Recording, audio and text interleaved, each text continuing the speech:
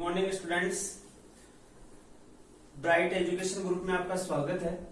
जैसे कि अपन कंटिन्यू जो ऑनलाइन क्लासेस अपनी चल रही हैं उसी बिंदु के अंतर्गत अपना टॉपिक चल रहा था। मानव श्वसन तंत्र बायोलॉजी क्लास 12 का टॉपिक था और आज अपन मानव श्वसन तंत्र के भाग 3 के बारे में अपन अध्ययन कर रहे हैं। अपना जो तीसरा पार्ट होगा मानव श्वसन तंत्र, जो 23वां चैप्टर चल रहा है अपनी बुक का और यूनिट जो अपनी ह्यूमन फिजियोलॉजी फर्स्ट का है।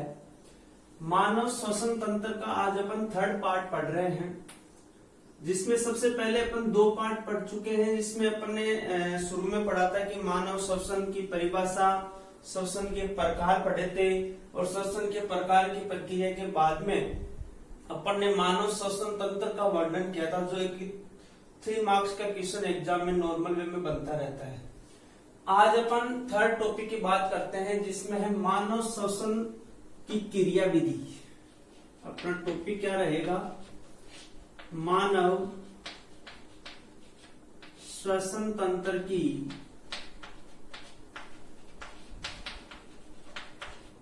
क्रिया विधि। ये अपना टॉपिक है, काफी इंपॉर्टेंट टॉपिक है। क्रिया विधि की जब अपन बात करते हैं तो देखा होंगे अपन नॉर्मल वे में, जब अपन सांस की प्रक्रिया, जिसको अपन नॉर्मल समातन बोलते हैं, यानी सांस लेना, जिसको अपन अपनी आम भाषा में बोलते हैं कि सांस लेना, या जिसको अपन बोल देते हैं अपने सब्जेक्ट की भाषा के अकॉर्डिंग संवातन। सांस लेना और समातन की प्रक्रिया का मतलब है कि अपन O2 को ले रहे हैं और CO2 को छोड़ रहे हैं। मेनली ये कैसे लेते हैं, हालांकि पहले भी मैंने कक्षा में भी आपको बताया था, अभी बता रहा हूं, क्योंकि अपन CO2 भी इन्वायरमेंट में आंशिक मात्रा में लेते रहते हैं और O2 को भी अपन छोड़ते रहते हैं। लेकिन समातन और सांस लेने की प्रोसेस क्या है? अपन O2 को लेते हैं और CO2 को छोड़ते हैं। CO2 को ग्रहण कौन करते हैं? पेड़ पौधे करते हैं। पारिस्थितिकी संतुलन इसी कारण बना हुआ रहता है। तो आज अपन बात करते हैं कि मनुष्य में श्वसन की क्रिया विधि कैसे होती है, सांस लेने की प्रोसेस कैसे कंप्लीट होती है। तो मनुष्य में श्वसन की क्रिया विधि के 2 मुख्य चरण हैं। कितने चरण हैं? 2 मुख्य चरण हैं। एक है निःश्वसन और एक है उच्छ्वसन। ये 2 मुख्य बिंदु है, निःश्वसन और उच्छ्वसन। अपन निःश्वसन को अंतःश्वसन भी कह सकते हैं, इन रेस्पिरेशन और एक्स रेस्पिरेशन, या अपन ये भी कह सकते हैं इनहेलेशन और एक्सहेलेशन। इन रेस्पिरेशन या इनहेलेशन, एक्स रेस्पिरेशन या एक्सहेलेशन, निःश्वसन, उच्छ्वसन। तो अपने एग्जाम में जो क्वेश्चन बनना है वो क्वेश्चन ये बनना है कि मानव श्वसन की क्रिया विधि को समझो। तो वही 3 मार्क्स का क्वेश्चन नॉर्मली बनता रहता है एग्जाम में। तो श्वसन की क्रिया विधि को समझाना है तो अपन को लिखना, मानव श्वसन की क्रिया विधि कितने चरणों में संपन्न होती है? 2 चरणों में संपन्न होती है, एक निःश्वसन में, एक उच्छ्वसन में। अब अपन देखते हैं नॉर्मली वे में निःश्वसन की प्रोसेस तो कौन सी होती है, उच्छ्वसन की प्रोसेस कौन सी होती है। सबसे पहले अपन बात करते हैं निःश्वसन। तो देखो निःश्वसन की प्रक्रिया क्या है। जैसे मैं आपको नॉर्मल वे में छोटी सी बात बता रहा हूं, जैसे ये अपना फेफड़ा है, एक फेफड़े की मैं छोटा सा डायग्राम बना रहा हूं, और आपको इतना पता है कि जितने भी अपनी बॉडी के ऑर्गन्स हैं, हार्ट हो, किडनीज हो या लंग्स हो, फेफड़े हो, वो जो ये अस्थि पंजर होते हैं अपने वक्ष गुहा में, जो अस्थियों का पंजर पाया जाता है, जिसको अपन ने बोला है कि 12 जोड़ी जो पसलियां होती हैं, उन अस्थियों के पंजर में क्या होता है, अंदर की ओर लंग्स व्यवस्थित होते हैं और दोनों लंग्स के बीच में यहाँ पे क्या होता है, थोड़ा बैक साइड की ओर क्या होता है, अपना हार्ट होता है, इस साइड में होता है अपना हार्ट। अपन नॉर्मल वे में देखते हैं कि जब सांस लेते हैं, जैसे अपन एक बार सांस लेके देखें तो अपन नॉर्मल वे में देखते हैं कि जैसे अपन ऐसे सांस लेते हैं तो सांस जो ही अपन यूं ले रहे हैं तो आपने देखा होगा अपना यहाँ जो ये छाती यानी वक्ष का भाग है थोड़ा क्या आ जाता है, बाहर की ओर आ जाता है। किधर आ जाता है, बाहर की ओर आ जाता है, यानी ऊपर की ओर उठा होता है, जिसको अपन बोलते हैं ना, जो आर्मी या पुलिस की जो भर्ती में जाते हैं तो उसमें सीना फुलाओ, सांस फुलाते तो अपन सीना फुलाने के बाद में जो चेस्ट नापते हैं जैसे यूं करते तो अपना ये भाग थोड़ा क्या आ जाता है, बाहर की ओर आ जाता है। वहीं से निश्वासन की प्रोसेस क्या होती है, शुरू होती है। कैसे होती है प्रक्रिया, ये जरूर देखने वाली बात है कि जो ही अपन सांस लेते हैं तो ये अपना लंग्स है, ये चारों ओर क्या होती है, जो अपनी अंतरा प्रसुप पेशियां होती हैं, उन पेशियों का क्या होता है, पशु का जो पंजर होता है पेशियों, तो रिब्स होती हैं, जो उनका जो पसलियां होती हैं उनका क्या होता है, ये कि जॉइंटेड पार्ट होता है, चारों ओर स्थित होता है, अंतरा प्रसुप पसलियां अपन जिनको बोल देते हैं। अब देखना नॉर्मल वे में जो ही अपन सांस ले रहे हैं, सांस लेने पे क्या होता है कि ये अपना भाग कौन सा था, मैंने आपको कल बताया था, क्या होता है, डायफ्राम होता है कि नहीं होता है, ये डायफ्राम था। अब जो ही अपन सांस ले रहे हैं तो सांस लेते समय क्या होता है कि अपनी जो अंतरा प्रसुप पेशियां हैं वो कहां आ जाती हैं, संकुचित हो जाती है। ध्यान रखना कि जो ही अपन सांस लेते हैं तो अंतरा प्रसुप पेशियों में क्या आ जाता है, थोड़ा संकुचन आ जाता है, और उनमें जब ही संकुचन आता है तो डायफ्राम भी क्या हो जाता है, थोड़ा चपटा हो जाता है। डायफ्राम भी क्या हो जाता है, चपटा। तो देखो जो ही अपन ये सांस लेंगे तो अपनी पेशियां किधर आ जाएंगी, बाहर की ओर आ जाएंगी। अब ये बाहर की ओर आ जाएंगे तो ये अपना अंदर का भाग क्या हो जाएगा, वक्ष गुहा का हो जाएगा। तो जो ही अंतरा प्रसुप पसलियां बाहर आएंगी तो और डायफ्राम चपटा हो जाएगा, पसलियां संकुचित हो जाएंगी, तो संकुचित होने के कारण क्या हो जाएगा, अपने यहाँ वक्ष गुहा का आयतन क्या हो जाएगा, बढ़ जाएगा। क्या बढ़ जाएगा, वक्ष गुहा का आयतन। तो निश्वसन की प्रक्रिया में वक्ष भाग या वक्ष गुहा का आयतन बढ़ जाता है। अब देखो वक्ष गुहा का आयतन जो ही बढ़ जाएगा तो वक्ष गुहा के आयतन बढ़ जाने के कारण फेफड़ों के फैलने के लिए जगह क्या हो जाएगी, ज्यादा होगी कि नहीं होगी। अब ज्यादा होगी तो जो फेफड़ों की अति सूक्ष्मतम छोटी से छोटी जो इकाई होती है जिसको अपन कहते हैं वायु कुपिका, कौन होती है, वायु कुपिकाएं होती हैं, जो मैंने आपको बताई थी कि फेफड़ों में 60 करोड़ वायु कुपिकाएं पाई जाती हैं। तो जो वायु कुपिकाओं का जो वायुमंडलीय दाब है वो क्या होगा, सबसे कम होगा। क्या होगा, कम होगा। आपने पढ़ा था कल ही, एक बात बताई थी मैंने कि वायु कुपिकाओं के द्वारा जो ऑक्सीजन वगैरह होती है वो शरीर के क्रियाकारी अंगों तक पहुंचती है, और पहुंचने की इस प्रक्रिया के तहत क्या होना है कि अपन को वायुमंडल से ऑक्सीजन मिलती रहती है। तो ध्यान रखना विसरण की क्रिया के द्वारा ये पूरी प्रोसेस होती है। विसरण क्या है, पदार्थ का उच्च सांद्रता से निम्न सांद्रता की ओर गमन है। अब निश्वसन की प्रक्रिया में क्या होना है कि यहाँ फेफड़ों में वायु क्या है, कम है, वायु का दाब क्या है, कम है। वायु का दाब यहाँ फेफड़ों में कम है, वायु कुपिकाओं में कम है। इसका मतलब इन्वायरमेंट में वायु दाब क्या है, ज्यादा है। तो ज्यादा कहाँ है, इन्वायरमेंट में है, कम कहाँ है, अपने फेफड़ों में है। इसका मतलब ऑक्सीजन क्या होगा, उच्च सांद्रता क्षेत्र से निम्न सांद्रता क्षेत्र की ओर गमन करेगा कि नहीं करेगा, करेगा। किस विधि के द्वारा करेगा, विसरण विधि के द्वारा करेगा। इसका मतलब वायुमंडल से ऑक्सीजन किधर की ओर गमन करेगी, अपने नासा मार्ग के द्वारा फेफड़ों की ओर गमन करेगी।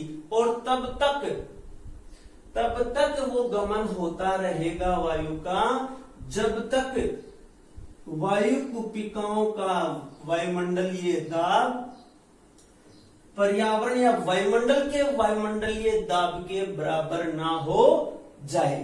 समझ में आई मेरी बात? तो निःश्वसन की प्रक्रिया क्या हुई कि वायुमंडलीय दाब का जो ऑक्सीजन है उस ऑक्सीजन का शरीर के अंदर यानी वायु कुपिकाओं तक पहुंचना प्रक्रिया क्या कहलाती है? निःश्वसन या अंतःश्वसन कहलाती है।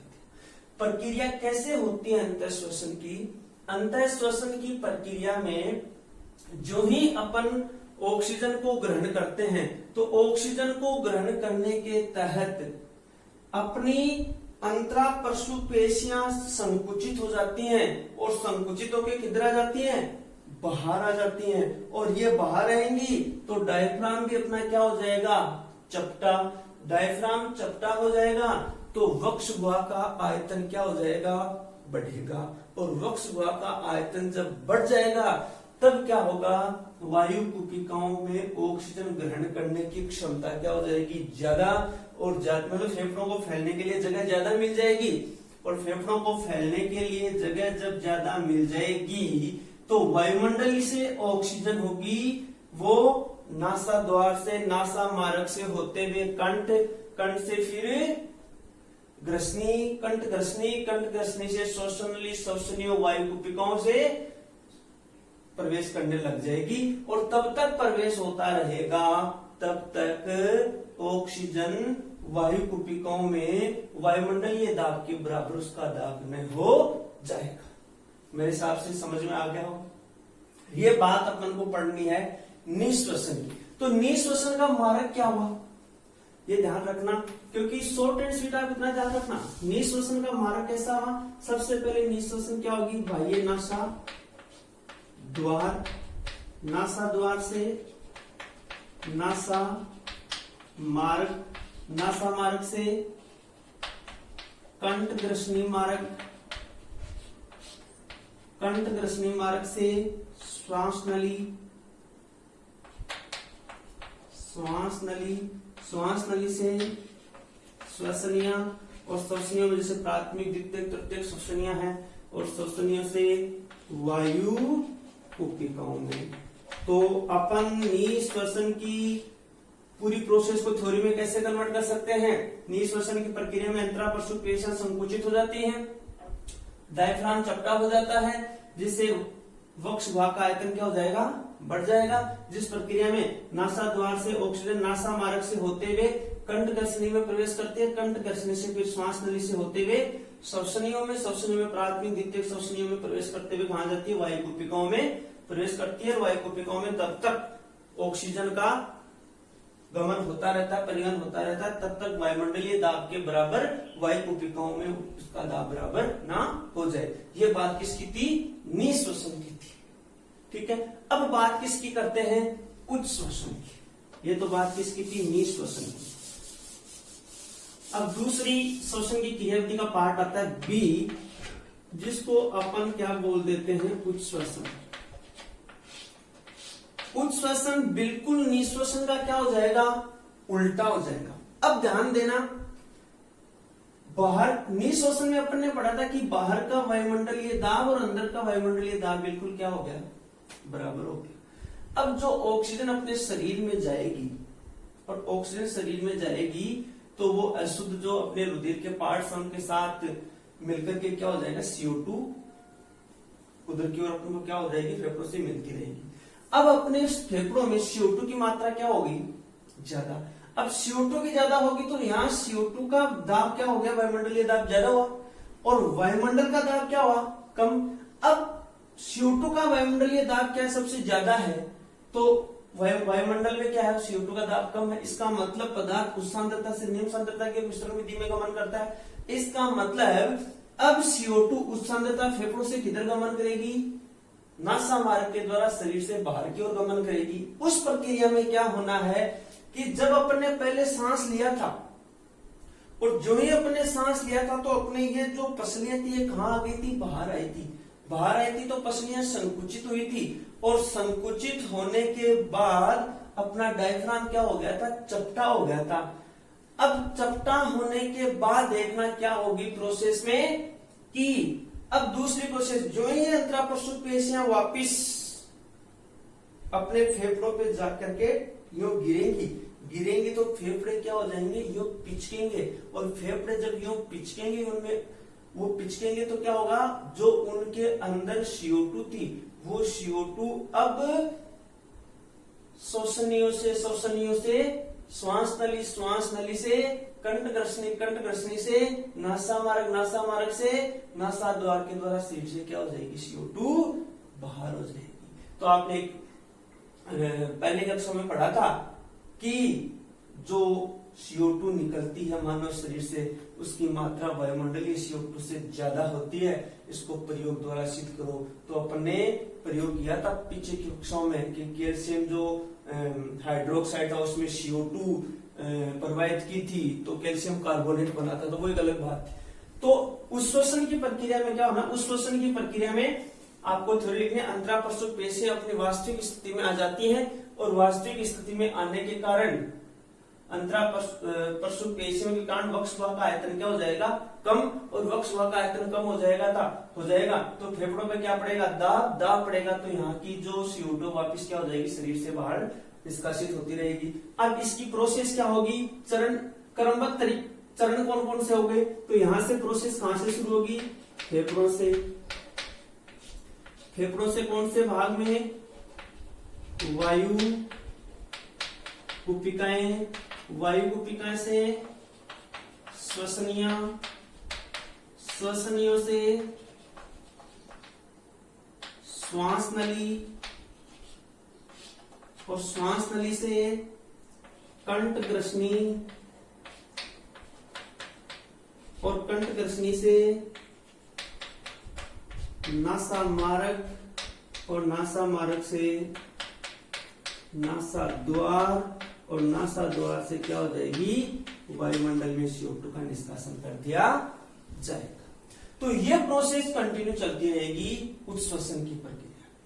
तो निश्वसन अपोजिट हो गया जस्ट किसका, उच्छ्वसन। इतना ध्यान रखना कि निश्वसन है क्या, सक्रिय अवस्था है। निश्वसन कौन सी अवस्था है, सक्रिय अवस्था है। उच्छ्वसन क्या है, विश्राम अवस्था में। देखिए नॉर्मल अपन विश्राम अवस्था में होते हैं तब तो निष्क्रिय अवस्था है, लेकिन जब अपन योगा करते हैं, व्यायाम करते हैं, तब वो कौन सी अवस्था में हो जाएगी, ये भी सक्रिय अवस्था में हो जाएगी। अब एक छोटा सा क्वेश्चन है, ये अपनी क्रियाविधि थी 2 भागों में। उच्छ्वसनीय क्रियाविधि में आपको थ्योरी में कन्वर्ट हो जाएगा। उच्छ्वसन की प्रक्रिया में फेफड़ों में स्थित CO2 है वो वायु कुपिकाओं से होते हुए श्वसनियों में, और श्वसनियों से होते हुए श्वास नली से कंठ ग्रसनी नासा मार्ग से नासा द्वार के द्वारा CO2 वायुमंडल में मुक्त कर दी जाती है। ये तो बात हुई थी। अब अपन एक बात करते हैं कि समापन दर क्या होती है। ये कंप्यूटर एग्जाम में बहुत बार क्वेश्चन पूछा भी जाता है, अपने भी क्वेश्चन आ सकता है। समापन दर यानी सांस की रेट क्या होती है। 1 मिनट में एक वयस्क व्यक्ति के द्वारा 16 से 20 बार, कितनी बार, 16 से 20 बार प्रति मिनट श्वसन दर होती है एक वयस्क व्यक्ति की। और बच्चा होता है नवजात, उसकी काफी ज्यादा होती है, 30 से अबव होती है। जब बच्चा जब बोर्न होता है तो बहुत ज्यादा होती है, 60 तक भी जा सकती है। पुरुषों से ज्यादा महिलाओं में श्वसन दर ज्यादा होती है। और मेंढक में आपको बताया कि ज्यादा होती है, 80 बार होती है। मेंढक को आपने देखा होगा, यहाँ से ज्यादा वो क्या होता है, यहाँ से उसके प्रोसेस चलती रहती है कंठ के पास, तो उसकी समापन दर क्या होती है, सबसे ज्यादा होती है। तो ये अपना एक टॉपिक था कि मानव श्वसन की क्रियाविधि, और इस श्वसन की क्रियाविधि का टॉपिक होगा वो अपना यहाँ क्या हो रहा है, श्वसन की क्रियाविधि कंप्लीट हो रही है। तो थैंक्स, अपन नेक्स्ट वीडियो में आगे मिलेंगे। धन्यवाद।